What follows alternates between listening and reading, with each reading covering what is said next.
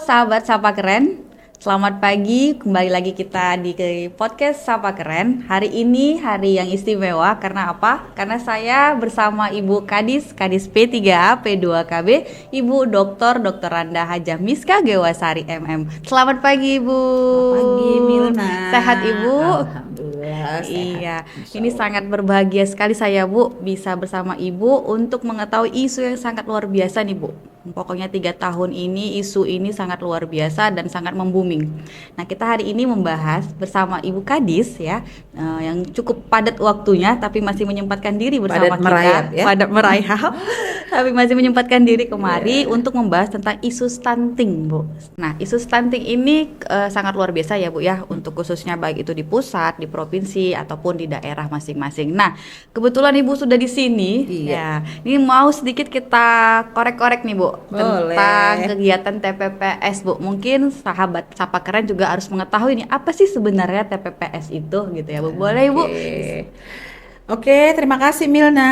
Ya, Gembira Ibu. sekali hari ini sepertinya Milna ikut membakar semangat Ibu nih. Siap. Untuk kita eksplor lebih banyak tentang stunting.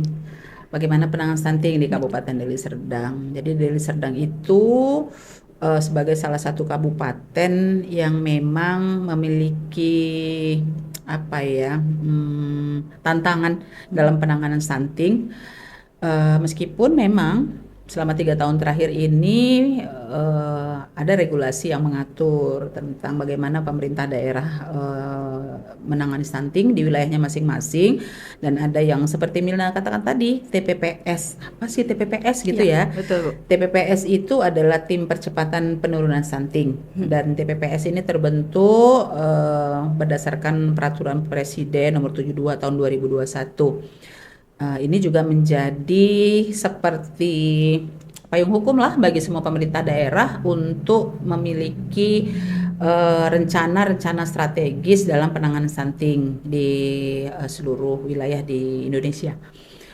Tim percepatan penurunan stunting ini merupakan sebuah tim yang secara kelembagaan tugasnya itu membantu bupati dalam penanganan stunting di kabupaten kota, dan khususnya di Kabupaten Deli Serdang. Ketua dari tim percepatan penurunan stunting ini saat ini adalah Bapak Sekretaris Daerah. Iya, dan kita sendiri Dinas P3A P2KB itu merupakan sekretaris. Jadi sekretariatnya tim ini ada di Dinas Pemberdayaan Perempuan, Perlindungan Anak, Pengendalian Penduduk dan Keluarga Berencana. Itu tupoksi kita. Memang regulasinya seperti itu ya. Jadi mau tidak mau kerja kita ini untuk memastikan anak terpenuhi haknya, termasuk dalam hal ini hak untuk kesejahteraan dan kesehatannya. Jadi TPPS itu tugasnya adalah membantu pemerintah Kabupaten Deli Serdang untuk percepatan penurunan stunting, yang di dalamnya ada perangkat-perangkat daerah terkait yang akan melakukan intervensi spesifik, intervensi sensitif untuk bagaimana kita terus menekan angka stunting yang ada di Kabupaten Deli Serdang gitu. Oke, Bu. Artinya semua OPD terlibat dan menjadi anggota ini, Bu ya, dalam TPPS ini ya. Salah satunya di Dinas P3A P2KB sendiri. Iya, benar. Sekretaris gitu ya, Bu ya. Iya, Artinya nih yang harus banyak bergerak juga. Iya. Samping satu sisi sebagai sekretaris TPPS harus ada informasi gitu berarti ya, Bu ya. Benar. Nah, berarti salah satu dari tugas dari Dinas P3A P2KB adalah sebagai sekretaris TPPS-nya. Iya. Nah, untuk kegiatan-kegiatan seperti apa sih Bu yang dilakukan sama TPPS di kabupaten? Jadi kalau Dinas P3A P2KB itu sebenarnya di dalam tim percepatan penanganan stunting itu berada di 2 posisi. Posisi yang pertama itu tadi sebagai sekretaris. Tentu saja sekretaris ini urusannya bagian dari yang sibuk-sibuk di urusan administrasi, bagaimana memastikan penyelenggaraan administrasi tim ini berjalan. Kalau kita mau membuat rapat koordinasi lintas sektoral, lintas OPD, maka ini tugasnya sekretariat nih untuk mempersiapkan rapatnya, melaksanakan rapatnya, kemudian juga untuk mempersiapkan misalnya ketika kita menangani stunting ini kan harus ada auditnya untuk mengetahui lebih jauh sebenarnya penyebab stunting di satu keluarga, di satu kasus stunting yang ada di masyarakat, misalnya ada anak stunting nih, sebenarnya apa sih yang menjadi penyebab utama anaknya stunting? Nah, ada kebijakan yang namanya audit kasus stunting. Itu juga bagian dari kita mempersiapkan semuanya, mengkoordinasikannya dengan pihak-pihak terkait. Kemudian ya kalau untuk sekretaris normatif lah ya, urusan administrasi semua gitu ya. Tapi di sisi lain kita memang sebagai sekretaris ini memang harus jadi sekretaris itu seperti ibunya tim ini untuk mengingatkan OPD sejauh mana pengenangan yang sudah dilakukan sesuai dengan tupoksinya dan kewenangannya masing-masing. Tugas yang kedua dari Dinas P3P2AKB itu adalah sebagai penanggung jawab bidang perubahan perilaku. Ya, jadi kita memang kenapa perubahan perilakunya di kita? Karena memang kita tidak punya kewenangan di urusan intervensi spesifik untuk memberikan asupan gizi, tapi lebih kita bagaimana bisa membantu masyarakat memahami stunting itu apa sih, terus bagaimana mencegahnya, supaya anaknya nggak stunting itu seperti apa, terus deskripsi dari stunting itu apa sih? Jangan-jangan semua orang pendek disebut stunting. Nah, itu salah satu tugas dari Dinas P3P2KB melalui penyuluh-penyuluh lapangan untuk mengedukasi masyarakat, memahami apa itu stunting, lalu bagaimana mencegahnya. Dan kita sama-sama berupaya untuk memastikan keluarga-keluarga sekarang ini pasangan usia subur yang punya anak balita, yang lagi hamil, itu kan pada masyarakat kita yang kategori usianya mungkin milenial atau generasi alpha ya, atau generasi alpha kali ya, atau Gen Z dengan segala istilahnya lah ya Milna. Sekarang ini kita pun udah nggak tahu lagi mana yang alpha, mana yang Z, mana yang milenial.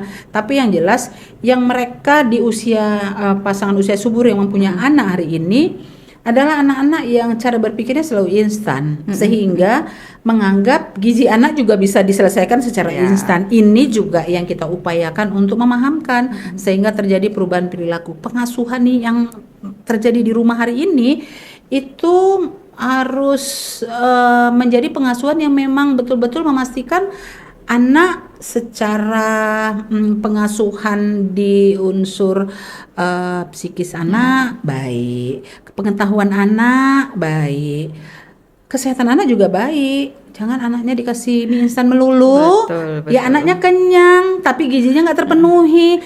Generasi instan ini seringnya seperti itu ya, jadi itu yang kita coba menggiring pasangan usia subur sekarang yang punya anak balita untuk tahu mereka berada di titik mana, kalaupun mereka kelanjur melakukan perilaku pengasuhan yang salah, supaya bergeser menjadi pengasuhan yang ideal dan baiknya seperti apa. Nah, dua tugas ini lumayan berat ya Bu. Lumayan berat. Tadi jangan sampai ini tadi mudah-mudahan berat, tapi ya kita meyakini yang berat ini justru yang seru gitu. Betul. Kalau yang biasa-biasa aja kayaknya nggak seru, nggak tertantang gitu ya Bu ya. Betul. Nah, yang pertama tadi adalah audit kasus stunting Bu. Ini menjadi ranahnya TPPS dan tugas TPPS ya. Tadi kalau sedikit mendengarkan yang Ibu sampaikan, bahwasanya ini tugas TPPS bagaimana mencari informasi dan apa yang terjadi di masyarakat gitu ya. Nah, yang kedua adalah perilaku tadi, perubahan perilaku. Jangan sampai nanti ada remaja ibu yang masih muda ngasih anaknya mie instan terus. Hari ini Bu mie goreng, instan mie goreng. Hari besok mie rebusnya, besok Bangladesh Bu. Nah, jadilah dia ya Bu ya. Nah, ini juga perilaku yang memang kita ini ya Bu ya, kita cegah ya Bu ya untuk terjadinya stunting itu sendiri. Nah, untuk di perubahan perilaku ini berarti banyak kader di bawah dinas ya Bu ya. Benar. Ada kader apa aja nih Bu? Jadi kita sebenarnya di lapangan sesuai dengan kewenangan kita punya yang namanya kader KB yang selama ini kita kenal dengan istilahnya PPKBD. Itu tingkat desa, setiap desa punya satu PPKBD yang memang sebelum penanganan stunting ini kita fokuskan, mereka juga sudah eksis. Begitu juga dengan sub PPKBD. Nah, dengan adanya kebijakan TPPS, ya TPPS ini Milna nggak hanya di tingkat kabupaten. Jadi di TPPS itu ada di tingkat kabupaten yang terdiri dari UPD-UPD, ada di tingkat kecamatan yang dipimpin oleh camat, camat beserta semua stakeholder yang ada di kecamatan dan di desa. Oke. Jadi di desa itu ada TPPS desa. Kemudian TPPS desa ini tugasnya itu diperkuat oleh keberadaan tim pendamping keluarga. Oke, tim pendamping Nah, perubahan keluarga. perilaku ini banyak didorong oleh keberadaan tim pendamping keluarga juga. Karena kalau kita fokus hanya pada tugasnya penyuluh KB kita itu jumlahnya sangat terbatas sekali. Bahkan ada satu penyuluh yang harus handle 3-4 desa. Pastilah kita pastikan mereka nggak bisa fokus, tidak bisa intensif bertemu dengan pasangan usia subur yang perlu diedukasi. Tapi dengan adanya TPK, tim pendamping keluarga, mereka kan ada di akar rumput, berasal dari masyarakat juga. Nah, kader itu tadi merupakan bagian ya dari yang kita katakan PPKBD, sub PPKBD merupakan bagian dari tim pendamping keluarga. Jadi tim pendamping keluarga di desa itu ada terdiri dari 3 unsur. Ada dari unsur bidan, kemudian ada dari unsur kader PKK, dan dari unsur kader KB. Ini 3 perempuan sakti nih di lapangan. Trio. Iya, trio sakti yang benar-benar keberadaan mereka itu memberikan kontribusi yang besar terhadap penanganan stunting. Mereka nih tim pendamping keluarga ini berasal dari masyarakat dengan unsur yang berbeda, tapi semuanya itu punya punya kemampuan yang secara tugas mereka memang paham tentang penanganan stunting, dan mereka pun selama ini memang mengurusi urusan balita, mengurusi urusan keluarga berencana. Jadi sudah lebih dapat ketika mereka ditugasi untuk menjadi tim pendamping keluarga gitu. Oke, TPK tadi Iya, tim pendamping keluarga. Trio ini luar biasa. Iya. Ibu-ibu semua ini ya, Bu? Iya, umumnya ibu-ibu. Ibu-ibu semuanya, umumnya Karena ibu. kalau bidan nggak ada yang Nggak ada, bapak-bapak. oke. Emang ibu-ibu yang peka juga terhadap keluarga berarti Iya, ya, Bu ya. benar. Peka terhadap keluarga, terus berarti langsung menyentuh ke masyarakat nih ya peran mereka. Dan itu semuanya dalam pencegahan stuntingnya ya. Nah, di TPK kita sendiri kalau kita lihat dari wilayah Deli Serdang cukup banyak ya, Bu ya. Banyak, luar Jadi biasa. artinya ketika ada masyarakat yang anaknya sudah terindikasi stunting, bolehkah mereka datang ke TPK, Bu? Boleh. Boleh ya? Iya, jadi cara kerjanya TPK itu, Oke. Milna, mereka biasanya di satu desa ada TPK, ada tim pendamping keluarga, bisa satu tim, bisa lebih dari satu tim, sesuai dengan jumlah penduduk, jumlah pasangan usia subur yang ada di desa itu. Sekurang-kurangnya ada satu tim pendamping keluarga. Tim pendamping keluarga ini sebenarnya yang paling fokus dia adalah mendampingi keluarga beresiko stunting. Oke, beresiko Apa stunting. itu? Nanti kita Apa itu? jelaskan Ya. berikutnya. Jadi TPK ini boleh, kalau pertanyaan Mila tadi, kalau ada masyarakat yang secara sadar dia melihat ini anaknya tidak sehat, tidak Ya, baik-baik sudah saja, dilihat sendiri nih, dia gitu dilihat kan, Bu. sendiri anaknya kok sakit-sakitan aja, setiap bulan ada sakitnya, kemudian kayaknya badannya kuning, badannya lemes, pertumbuhan badannya nggak maksimal. Boleh, Boleh ya. tanya aja sama Pak Kadesnya, tim pendamping keluarga saya mana sih, biar bisa memastikan saya minta didampingi secara intensif. Tapi biasanya ada indikator tertentu yang menunjukkan masyarakat itu perlu didampingi, itulah tadi KRS. keluarga Kalau beresiko sudah stunting ada anak-anak dengan kondisi seperti itu, biasanya kalau ada keluarga yang ada balitanya, itu pasti akan jadi sasaran pendampingan oleh tim pendamping keluarga. Nah, Oke. itu memang prioritas untuk Prioritas ya, didampingi, Bu. apalagi dalam kondisi memang tidak seperti anak yang lainnya. Anak yang lainnya bisa ceria, lari, pertumbuhan yang maksimal. Nih kok ada anak yang kayaknya pertumbuhannya tidak maksimal ya. Ya, bagus. Ketika dia nggak tahu nih mau curhatnya sama kemana. siapa, curhat pertama sama Bu Bidan juga nggak apa-apa. Karena Bu Bidan desa itu otomatis tim pendamping keluarga, biar bisa langsung terdeteksi apa sih penyebabnya gitu. Tapi Milna jangan silap ya, nggak semua anak yang tuh anak kecil tuh itu berarti stunting tuh, belum Iya, tentu. Kadang-kadang ada yang secara genetis anak-anak memang tidak tumbuh besar seperti mungkin anak-anak dari keluarga yang lain gitu. Secara genetis mungkin badannya kecil-kecil, tapi berbicara tentang stunting nggak boleh hanya diukur pakai satu indikator, badannya nggak tinggi, berat badannya nggak cukup. Tapi kalau badannya nggak besar, Tapi anaknya ceria, anaknya aktif, anaknya sehat, bahkan anaknya ngegemesing karena pinter ngomong. Kayaknya apa ya, di usianya dia literasinya lebih baik dari anak-anak yang lain, walaupun dia kecil badannya belum tentu stunting. Oke, oke.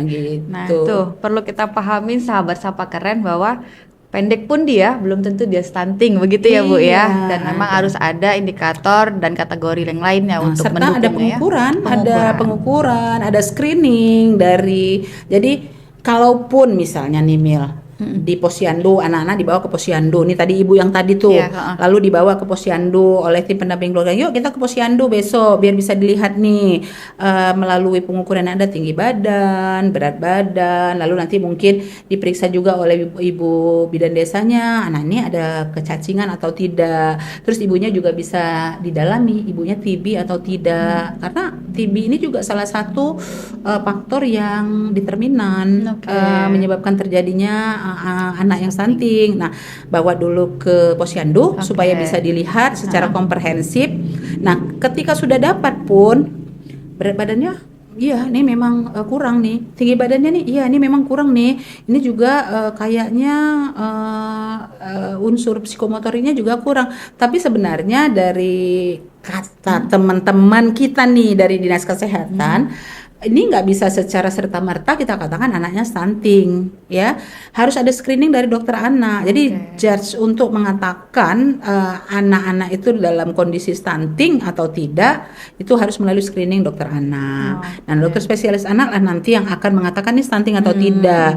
Kalau ternyata memang berat badannya kurang, berat badannya tidak naik, tinggi badannya kurang, tapi sebenarnya dia yang lainnya normal saja, ya mungkin dia tidak masuk kategori stunting. Mungkin karena alasan kesehatan anaknya, kalau kita nih orang awam bilang tumbuh gigi, anaknya nggak mau makan, atau GTM anaknya nggak mau makan, jadi harusnya berat badannya sudah naik, belum naik.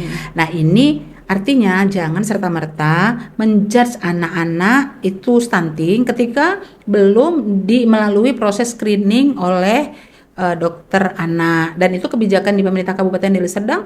Anak-anak yang ditemukan di posyandu kurang berat badan, kurang tinggi badan, kalau menurut pengukuran secara umum dalam penanganan stunting boleh kita kategorikan ini stunting untuk kebijakan penanganan. Tapi lebih jauh anaknya harus dibawa ke rumah sakit, ke dokter spesialis anak, dan nanti dokter spesialis anak di Kabupaten Deli Serdang yang sudah ditugaskan untuk itu, mereka yang akan tentukan ini stunting atau bukan. Jadi kita sudah lebih lega gitu. Oh, bukan anakku nggak stunting sih, hanya barangkali masih bermasalah gizi saja gitu nih. Baik, Ibu, sangat menarik sekali ya. Artinya tidak satu sisi TPPS, kemudian dari TPPS ini punya tim sampai ke bawah gitu ya. TPPS pun didampingin oleh kader-kader di lapangan. Nah, ini juga terbukti Bu, kemarin pernah wawancara juga beberapa tanya tentang stunting, mereka sangat antusias. Artinya masyarakat di Deli Serdang ini pun sudah paham tentang stunting. Nah, jadi ini juga peran pemerintah di Deli Serdang ini cukup mantul kita bilang gitu ya Bu. Ya, ini pun berkat dari mungkin dari TPPS yang solid dan lain sebagainya. Nah, balik lagi tadi Bu tentang TPK, kemudian pasti kalau kita berbicara tentang ke masyarakat gitu ya Bu ya. Ini masyarakat kalau nggak kita ini kan dengan happy atau ada sesuatu yang menguntungkan buat mereka, ini kadang juga kan transaksional ya. Iya, bahkan untuk kesehatan anaknya pun transaksional. Saya bisa dapat apa gitu ya. Kalau dibawa ke posyandu memangnya saya mau dapat apa ya. Nah, kemarin pernah ada baca juga di beberapa kegiatan Bu, ada BAAS Bu. Oh iya. Bapak Bunda Asuh Anak Stunting. Ini kan ada ini juga untuk masyarakat gitu ya Bu ya. Boleh diceritakan sedikit nggak Bu, apa sih sebenarnya BAAS dan bagaimana di Deli Serdang itu sendiri Bu? Oke, boleh minum dulu Mil? Oh boleh Bu, silakan Bu, silakan Soalnya diminum. agak haus, Milnya nggak suruh saya minum, jadi nggak berani, jadi izin dulu. Oh iya Bu, silakan Bu. Ini ada kacang juga Bu, ada kacang, ada kuaci. Tapi Bu diet ya Bu katanya? Enggak diet, cuman udah badannya sudah mengandung asam-asaman. Gitu. Jadi kalau makan kacang nanti asamnya agak naik di urat-urat. Oke Bu. Oke Milna, Program Baas ya. Iya, bahas bagaimana Jadi di Deli program Serdang. Bapak Asuh Anak Stunting di Kabupaten Deli Serdang ini juga merupakan salah satu program unggulan dalam Oke. penanganan stunting. Baas, Bapak Bunda Asuh Anak Stunting. Jadi ini sebenarnya kebijakan yang secara kebijakan kebijakannya sebenarnya kebijakan dari pemerintah pusat. Oke. Ada konsep yang diberikan oleh pemerintah pusat bagaimana menarik sebanyak mungkin masyarakat untuk peduli dengan penanganan stunting. Nah, di Kabupaten Deli Serdang sendiri program Baas ini tahun 2023 sudah dimulai. Waktu itu kita kerjasama dengan PMI karena di tingkat pusat kepengurusan secara kelembagaan PMI juga bekerja sama dengan BKKBN. Di Provinsi Sumatera Utara juga PMI Provinsi Sumatera Utara itu bekerja sama dengan perwakilan BKKBN Sumatera Utara, dan kita di Kabupaten Deli Serdang di tingkat pengurus kabupaten bermitra dengan kita sebagai mitra kita. Dengan kemarin waktu itu kebijakan pemberian makanan-makanan tertentu yang diberikan kepada keluarga, dan kita terus melakukan evaluasi. Untuk tahun 2024 ini sendiri program Baas di Kabupaten Deli Serdang itu direvitalisasi. Jadi program Baas ini sebenarnya bisa bersumber Bapak Bunda Asuh Anak Stunting. Artinya ada pihak yang menjadi Bapak dan Bunda Asuh untuk anak stunting. Kalau Bapak dan Bunda kan memberikan sesuatu yang terbaik untuk anak anak, gitu, Ibu. kira-kira seperti Yes. itu. Nah, dengan keterbatasan yang ada tentu saja kita tidak bisa menyerahkan semua permasalahan kepada semua pihak. Maka di Kabupaten Deli Serdang itu sendiri ada 3 sumber donasi di dalam program Bapak Bu Bunda Asuh. Ada dari CSR, ada dari pejabat di lingkungan Pemkab Deli Serdang, dan ada dari Basnas di Oke. tahun 2024 ini ya. Nah, CSR sejauh ini sebenarnya sudah banyak. Kalau yang secara formal untuk berkontribusi G2G dengan Pemkab Deli Serdang nih adalah Bank Sumut ya, dengan pemberian mikronutrien dan susu untuk 76 anak stunting di Kabupaten Deli Serdang yang dikoordinir pengelolaan dan pendistribusiannya itu oleh Dinas Kesehatan Di bawah selaku TPPS juga. selaku koordinator intervensi spesifik gizi tim percepatan penurunan stunting. Oke. Jadi bagian dari TPPS. Kemudian sumber donasi yang kedua itu adalah dari benar-benar Bapak dan Ibu. Bapak dan Bunda siapa itu pejabat di lingkungan Pemkab Deli Serdang, baik yang tetap maupun yang tidak tetap. Yang tetap itu Pak Bupati itu keluarkan surat edaran, Milna. Oke. Iya, Ada surat regulasinya, edaran, Bu. ya. Jadi surat edaran untuk menetapkan semua siapa saja pejabat yang dijadikan Bapak Bunda Asuh. Oke. Dari mulai beliau sendiri, Oke. Bapak PJ Bupati. Oh, betul. Iya, jadi dari Bapak PJ Bupati dengan besaran sekian, Bapak Sekda selaku Ketua TPPS juga dengan besaran sekian, para eselon 2, para kabak, para camat dan para lurah. Ya, dan untuk apa program Baas yang dari sumbernya dari katakanlah birokrat ini adalah untuk mengintervensi gizi anak stunting yang ada di wilayah kelurahan. Oke. Nanti Milena nanya ya, kenapa Betul. kelurahan, Bu? Iya, gitu. benar, Bu. Biar lebih seru saya menceritakannya.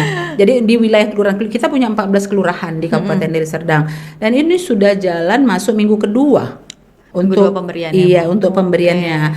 Berbeda dengan pola yang kita gunakan di 2023, untuk 2024 lebih langsung fokus kepada pemberian makanan kepada anak yang kondisinya sudah stunting, yang menunya itu sudah ditetapkan oleh ahli gizi. Oke. Ahli gizi dari salah satu tim. Nah, jadi memang benar-benar solid nih timnya TPPS Deli Serdang.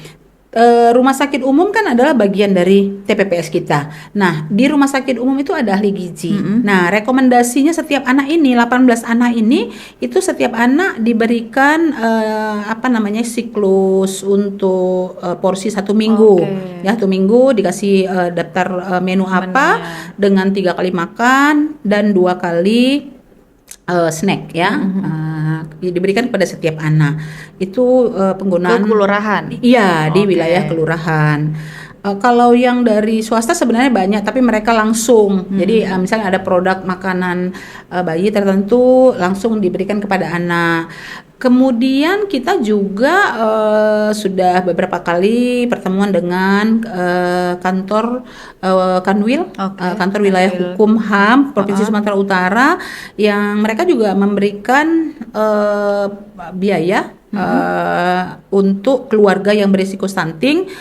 Ada 100 berapa ya, saya nggak ingat pasti, tapi lebih dari 100 Ada anak ya. yang jadi sasaran, dan itu program Bapak Asuhnya Kementerian Hukum dan HAM Oke. wilayah Provinsi Sumatera Utara Untuk Eh, di Deli Serdang gitu ya, untuk Bu? Kabupaten Deli Serdang gitu ya. Jadi alhamdulillah banyak pihak yang bersedia menjadi bapak dan bunda asuh untuk penanganan stunting di Kabupaten Deli Serdang. Jadi kalau, dan itu kelihatannya relate dengan kondisi penurunan angka stunting yang ada di Kabupaten Deli Serdang.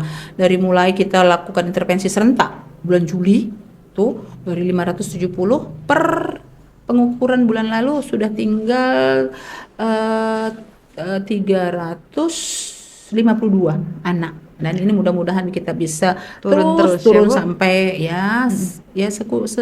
seminim-minim angka lah yang bisa kita selamatkan anak-anak dari kondisi stunting ya. Oke, berarti di 14 kelurahan ini sudah berjalan gitu ya, Iya, Bu ya. udah. Dan tadi kenapa alasannya itu karena memang di kelurahan tidak ada alokasi ya gitu ya, Bu ya. Iya, tuh Milna udah paham juga tuh. Sebenarnya kenapa kelurahan benar? Jadi karena lurah kan anggarannya sudah direncanakan pada tahun sebelumnya, sama seperti kecamatan, sama seperti OPD gitu ya. Jadi tidak ada anggaran yang bisa diubah di tahun berjalan. Tidak bisa berimprovisasi untuk memanfaatkan anggaran kelurahan. Ada sih beberapa lurah-lurah yang kreatif mencari bapak asuh juga dari unsur stakeholder yang ada di wilayah tugasnya gitu ya. Tetapi tentu saja pastilah kewalahan. Tidak semua wilayah itu memiliki orang-orang yang punya empati yang besar terhadap penanganan stunting gitu, dan karena hanya mengeluarkan anak dari zona stunting ini memang benar-benar membutuhkan biaya nggak sedikit. Betul, gitu ya, ya. Jadi keroyokan ini memang baik. Jadi setiap orang berkontribusi, kita nggak ngerasakan terbebani, tapi dia bisa menyelesaikan permasalahannya.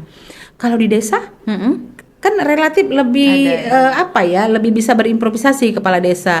Ketika ada satu program yang tidak terlalu prioritas, tapi ada anak stunting di sana yang hasil pengukurannya, kenapa kita memikirkan jalan dulu ketimbang menyelamatkan anak? Karena kan ini asetnya desa juga. Kalau anaknya sehat, suatu hari akan membangun desa dia. Benar. Jalan yang dibetuli mungkin 1 tahun ke depan udah rusak lagi dia gitu ya. Jadi kepala desa memiliki keleluasaan sebenarnya untuk fokus menangani stunting, dan meskipun demikian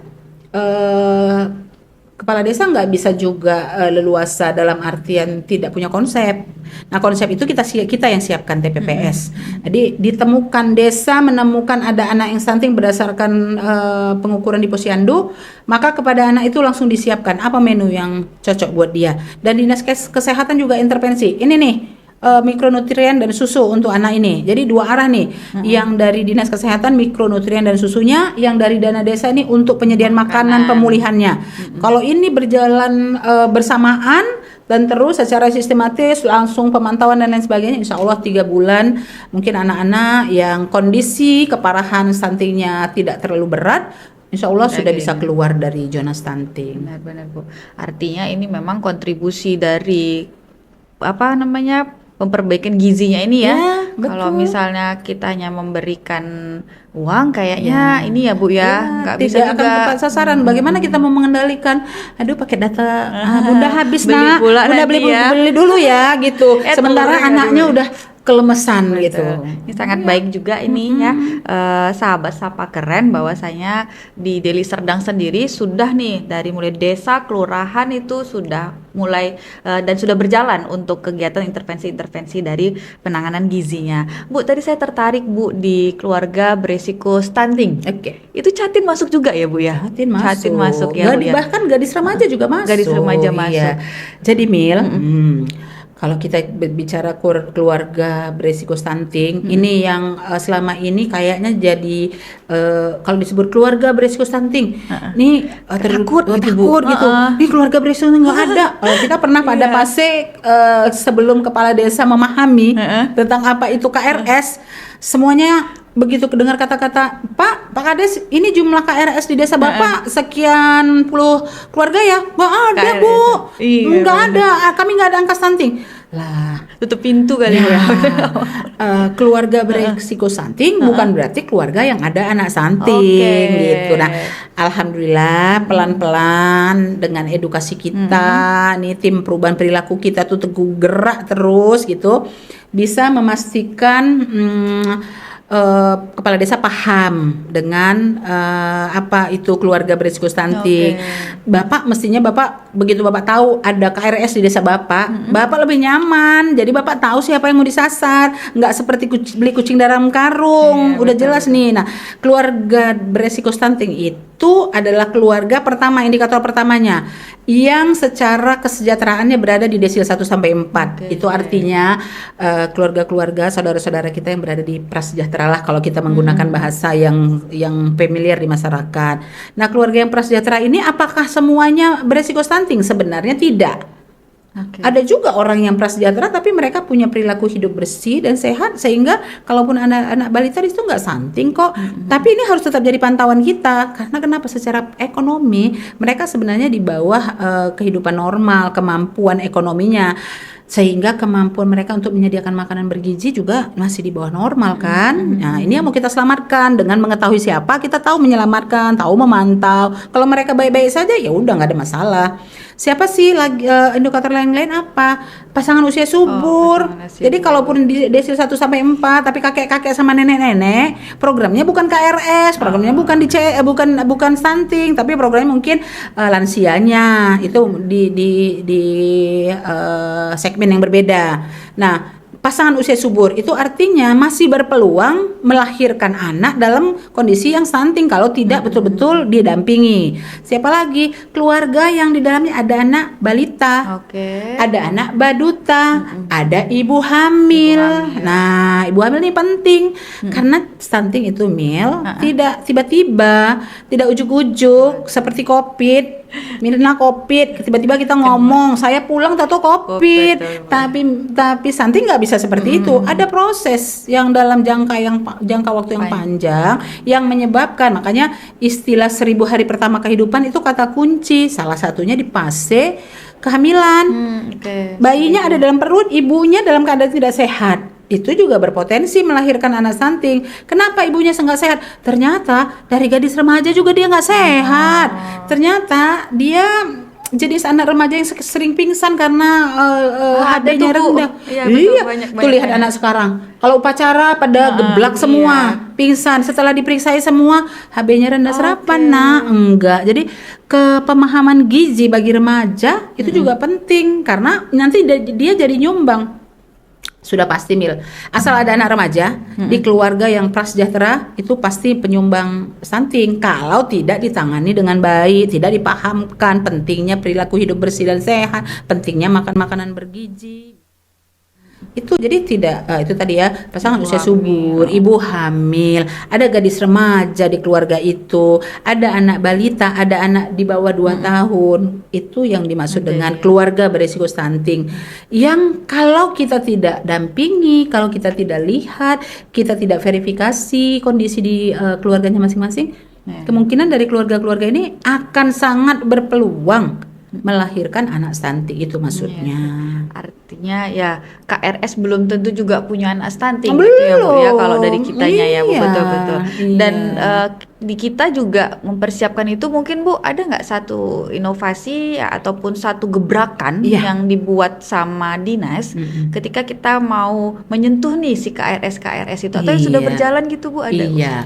Jadi sebenarnya untuk inovasi kita, pertama kita mencoba menghempang terjadinya stunting di masa Catin. Dengan apa? Tahun 2023 kita sudah keluarkan surat edaran dari Ketua Tim Percepat percepatan penurunan stunting untuk semua yang terlibat di dalam pembinaan Catin sampai pada Catin akan menikah, itu harus melalui proses-proses. Oke. Apa itu? Di saat bimbingan perkawinan misalnya di KUA harus harus berjalan juga pemeriksaan kesehatan di puskesmas.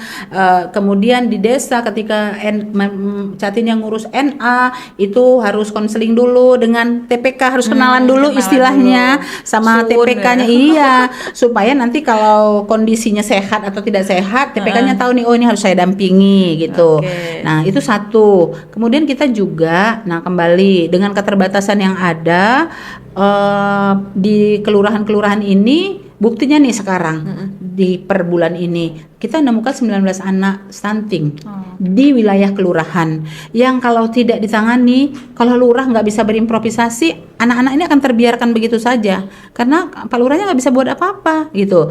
Nah, sejak tahun 2024 ini juga kita punya inovasi untuk kelurahan yang namanya di chatting. Dapur Ibu Cerdas Cegah Stunting. Oke. Di chatting ini tujuannya seperti tadi juga, upaya menghempang. Upaya menghempangnya di fase kehamilan. Jadi kita memastikan hasil pengukuran di posyandu, kalau ada ibu yang hamil yang kurang sehat, ini ikutkan dalam program ini di 14 kelurahan. Ya, kemudian ada keluarga-keluarga yang punya anak balita, ini ibunya walaupun dia kondisinya tidak hamil, ibunya diikutkan dalam program ini. Ikut serta juga. Iya, ya. Ngapain Bu di chatting? Jadi ini sebenarnya lebih kepada program perubahan perilaku, tetapi melalui praktek langsung. Jadi kalau biasanya KIE kita cuman kasih brosur, cakap kayak belajar sastra gitu ya. Nah, kalau di chatting ini langsung action gitu. Actionnya gini. Ya, dibuat dapur. Dapur Ibu Cerdas Cegah Stunting. Sesuai dengan namanya tadi ya Bu ya. Jadi di chatting. Di Pak Lurah tuh menyediakan dapur di kelurahannya masing-masing, terserah mau di rumah Pak Lurahnya atau tapi rata-rata di kelurahan ada dapur, dan dapur ini difungsikan untuk tempat edukasi tentang pengolahan makanan bergizi. Siapa yang diedukasi? Itu tadi ibu-ibu yang kondisinya hamil Kemudian ibu-ibu yang punya balita, apalagi ibu-ibu yang punya balita yang kondisi gizinya bermasalah. Nah, mereka diedukasi tentang apa itu, kenapa anaknya begini, kenapa ibu itu jadi termasuk hamil kan ibu ngerasain itu ya, kurus terus sering hoyong-hoyong gitu kan, itu beresiko loh untuk melahirkan, bahkan bukan hanya melahirkan anak stunting, berbahaya juga bagi si ibu pada saat melahirkan gitu. Nah, diajari dari makanan yang kita dapat kok sehari-hari gitu ya. Jadi diajarkan mengolah. Kadang-kadang makanannya tersedia, tapi cara mengolahnya yang salah, sehingga begitu sampai mulut udah nggak punya gizi lagi, nggak ada kandungan nutrisinya tuh kurang. Betul, Bu. Bener itu, Bu. Ya, gitu. Saya bisa ikut itu, Bu. Punya anak balita? Sudah boleh. Jadi langsung ya. Actionnya di situ ya. Nanti mereka diedukasi, mereka ikut bantu masak, ikut serta juga. Sama-sama masak-masak bareng, lalu dimakan bareng-bareng sambil mereka tuh sesama ibu hamil tuh bisa berbagi pengalaman. TPK-nya juga dari situ, ngomong apa keluhan-keluhan yang dirasakan. Terus untuk yang balita juga langsung dikasih makan di situ kepada anak-anaknya. Itu kita lakukan dalam 1 tahun itu ada 4 kali edukasi. Tetapi untuk ibu hamil dan anak yang kondisinya stunting itu diberikan langsung kepada anaknya intensif selama 30 hari. Jadi memastikan ibu yang tadi hamil dalam kondisi tidak sehat, berangsur-angsur sehat, pada saatnya dia nanti harus melahirkan, partus, dia sudah dalam kondisi sehat. Karena makanan yang diberikan itu juga makanan yang disiapkan yang sesuai dengan rekomendasi gizi. Tetap ya Bu ya. Jadi program di chatting ini jadi program unggulan kita juga di pembahasan anggaran kita 2025 juga ini sudah tercover dan ini juga matching dengan program BAAS tadi. Jadi ada kelurahan-kelurahan yang selain dia program BAAS-nya jalan, program di chattingnya juga jalan. Nah, Oke. ya gitu. Di chatting tadi ya, Di Bu, ya? chatting. Nah, Bukan di ini- chatting gini-gini bukan ya, Bu, chatting-chattingan di ya. chatting. Dapur Ibu Pintar Cegah Stunting. Iya. Jadi ada dapur gitu ya Bu ya. Bu sambil diminum Bu. Oh boleh, iya. Memang Iya. udah agak udah dingin Nah. kopinya nih kayaknya. Iya Bu. Manisnya cukup ya Bu. Tadi memang saya minta sama orang kitchennya supaya jangan yang manis, karena saya udah betul. cukup manis. Oh, siap, Ya. siap. Aduh, baik Bu. Oke, Mil. Nah, jadi Bu, ini sangat luar biasa ya Bu ya. Program sudah ada, kemudian apa namanya, kegiatan sudah ada, TPPS-nya sangat kuat, KRS-nya juga. Nah, perlu diketahui tadi ya sahabat Sapa Keren bahwa KRS belum tentu yang mempunyai keluarga yang belum mempunyai anak stunting gitu ya.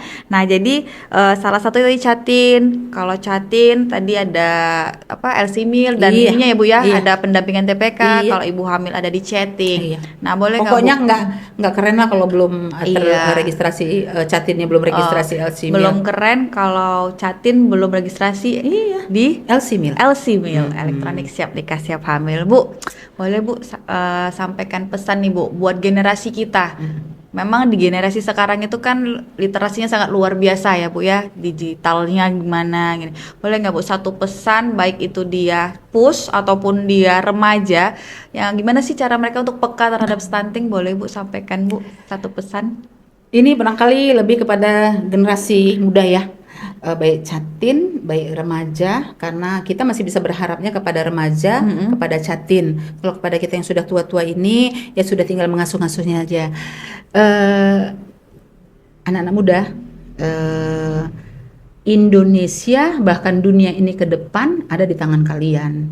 Kata kuncinya, kalian harus mampu melahirkan generasi yang unggul. Generasi yang unggul itu hanya bisa terjadi dari generasi yang sehat.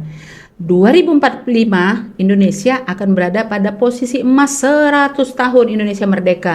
Mestinya kalian sudah bersiap untuk itu. Cegah stunting ketika kalian masih remaja. Pahami apa itu gizi dan berapa pentingnya bagi kalian untuk suatu hari kalian akan menjadi ibu, kalian akan menjadi ayah yang akan melahirkan anak-anak hebat, anak-anak unggul yang akan menjadi orang-orang yang membangun Indonesia bahkan dunia. Oke. Bangun generasi unggul untuk Indonesia emas. Oke, bangun generasi unggul untuk generasi emas 2045 ya Bu Iya. ya. Nah, sebenarnya banyak sekali nih Bu, saya banyak sekali mendapat informasi-informasi dari Ibu, terus pendalaman apa itu TPPS dan lainnya. Kalau kita bicara cuman ini 3 hari 3 malam. nggak cukup ya Bu. Nggak, Tapi Ibu siap, mau siap. kan Bu ya Mau. untuk ke Jadi episode sebenarnya berikutnya tadi, nanti. itu tadi masih kulit-kulitnya saja. Iya.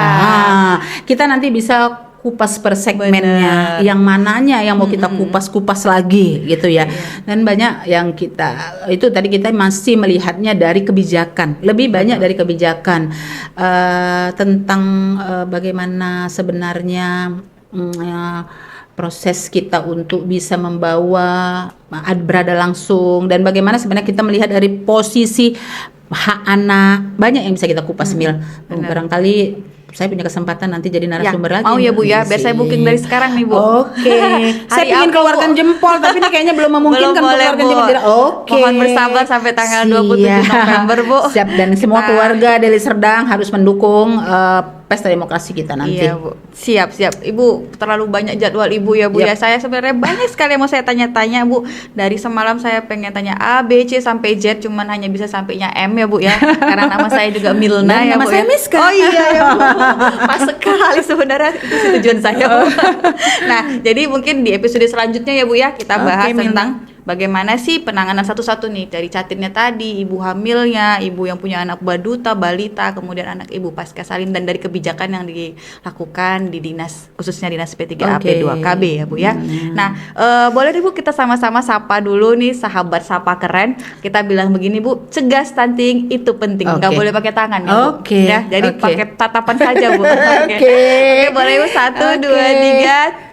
Cegah stunting itu penting. Oke, Ibu terima kasih Oke, banyak Milna. sudah singgah di podcast Siap. hari ini. Sehat Senang selalu Bu. sekali. Saya tunggu Ibu di episode Insya selanjutnya ya. Allah. Oh, Kita insya akan Allah. bahas tentang stunting secara keseluruhan. Oke, terima kasih. Assalamualaikum warahmatullahi wabarakatuh. Keluarga Deli Serdang.